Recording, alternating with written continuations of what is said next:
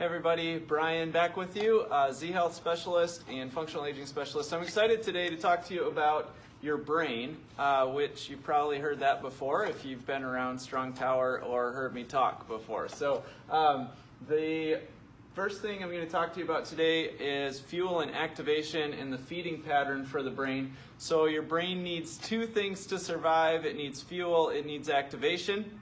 And the way that fueling happens through blood flow and nutrients is from, you can see these arrows, from bottom to top and then from back to front.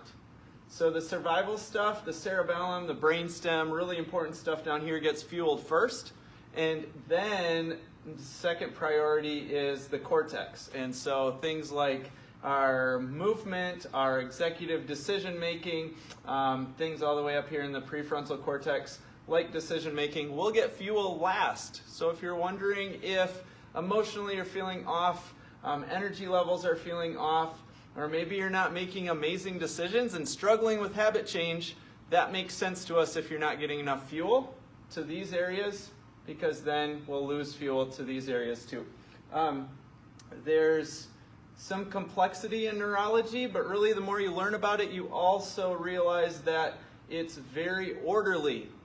This has been created in an orderly fashion, and when we put things in order, they work well. When we take things out of order, they don't work quite as well. Sometimes that leads to dysfunction. So your brain needs these two things to stay alive, which we already talked about. Number one is fuel. For a reason, that's number one. And then number two is activation. So if we don't have good fuel supply, we can do all the activation drills, all the assessments, all the cool neuro exercises in the world, but they won't stick. And what that means is they won't produce lasting neuroplastic change in your brain if we haven't taken care of number one. So these things need to be in order. They do not work well out of order. So fueling, how do we improve your oxygen and your glucose supply so that your energy levels can go up and you can maximize your brain function and see improvements in health? Well, number one there you can see oxygen. And so breathing really matters. And I'm going to tell you a little bit about this cool device called the Relaxator. And what this does is it helps you slow down your exhale. It's an exhalation-based tool. And what that will do is optimize your blood gas levels, so your oxygen and carbon dioxide levels. It will make the brainstem a little bit more tolerant to carbon dioxide, which over time research shows is a really good thing.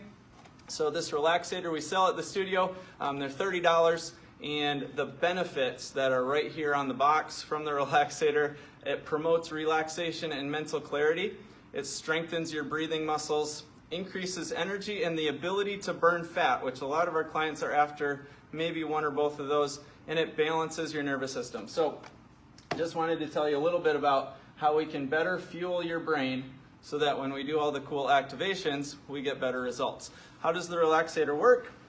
You breathe in through your nose and then you breathe out into the device. It's really cool from a habit change standpoint because it's bright and it's a good visual reminder that you could put somewhere obvious, change your environment to change your habits, right? So this is so bright and just a great thing that you could hang on your rearview mirror, you can put in your bathroom, somewhere where you're going to use it daily. So in through the nose and then you exhale into this.